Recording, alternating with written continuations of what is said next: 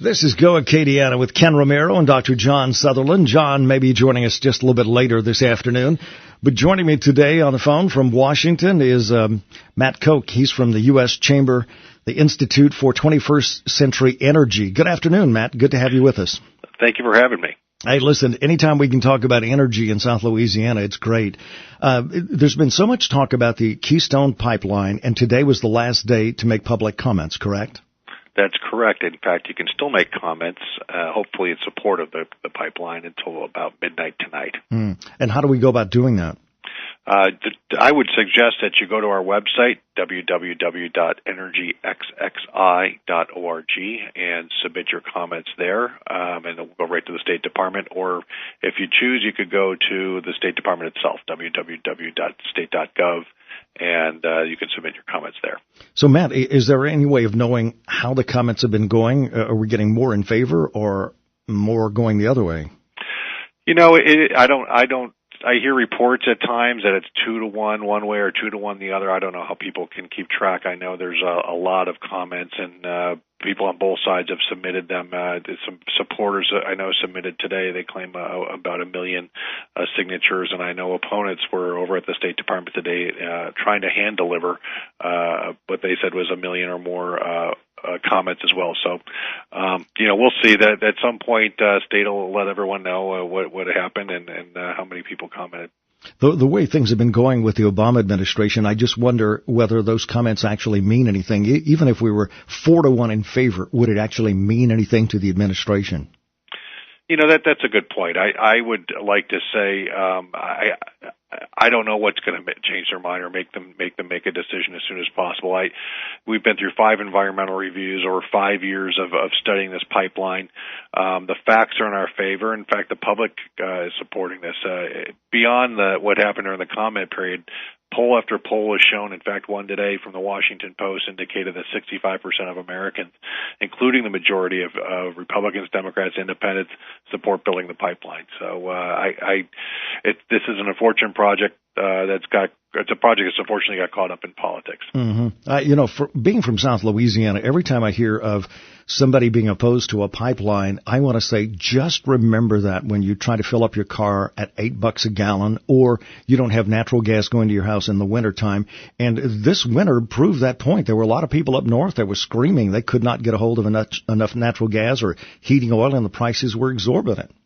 Exactly. You know, you're in South Louisiana, Texas. You know, you're right in the hub of pipeline central in the United States. But there's over 3.5 million miles of pipeline that traverse this country, transporting everything from crude oil to refined products to jet fuel to chemicals and wood pulp and all sorts of goods that are needed to run our economy and keep people warm, as you said, consumers, but also to manufacture products. And it's just unfortunate that this one in particular has gotten caught up in the politics, because I think most Americans probably don't realize how common pipelines are, but they're important, and we really need them, and we need all sorts of infrastructure right now to start moving some more energy around this country. Our guest today is Matt Koch from the U.S. Chamber of Commerce, the Institute for 21st Century Energy.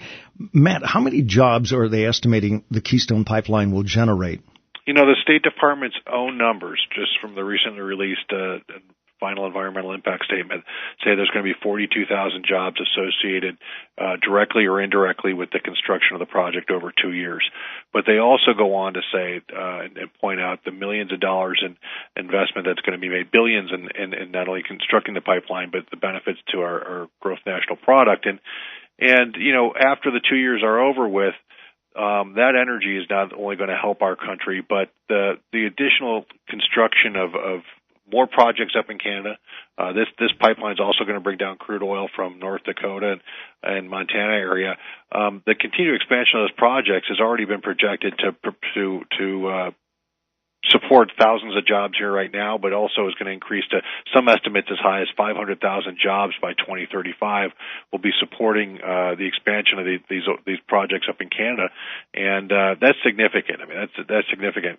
We have a great trade relationship with Canada, and as well, we can, as you know, in Louisiana, you know, energy and energy projects bring a lot of economic benefit and across the country. Sure, and we here in Louisiana, you know, we live and breathe oil and gas. That's been, the cornerstone of our growth in the last 50 years. What happens if it's decided they're not going to build a Keystone pipeline? What will Canada do with those resources?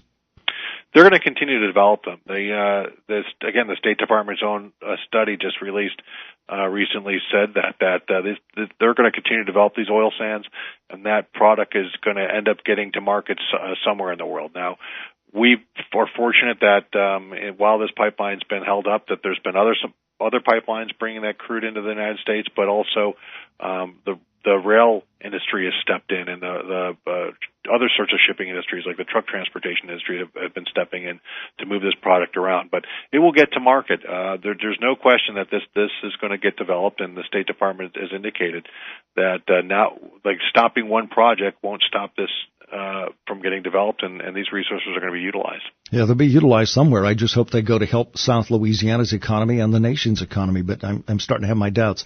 Matt, before we let you go, would you give us the websites where we can go to make comments again before midnight, correct? Sure.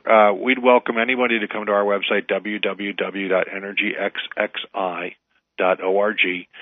You could find a link there where you can submit your comments. We also have lots of great information about energy and energy resources, not just on Keystone, but beyond that, and talking about oil and gas and coal, and as well as alternatives. But you can also go to the State Department's website, www.state.gov.gov. All right. Thank you very much, Matt. We appreciate you visiting with us after hours. I know on the East Coast, sun's already gone down. Here in Louisiana, it's almost that time. Well, I'm happy to be here, and thanks for having me. Thank you very much. We appreciate your comments this afternoon. Matt Koch with the U.S. Chamber of Commerce's Institute for 21st Century Energy. It was great to have him on because, let me tell you, with the State Department deciding whether or not to build this Keystone pipeline after all the surveys, after all the research has shown, yes, we really need this. We shouldn't we should not be able to have this, we should not be having this discussion, I should say, at this time. But that's the way it is in this day and time. We'll be back with more of Go Acadiana with Ken Romero and Dr. John Sutherland right after we take this break. Stick around. We got more coming up. Take this break. Stick around. We got more.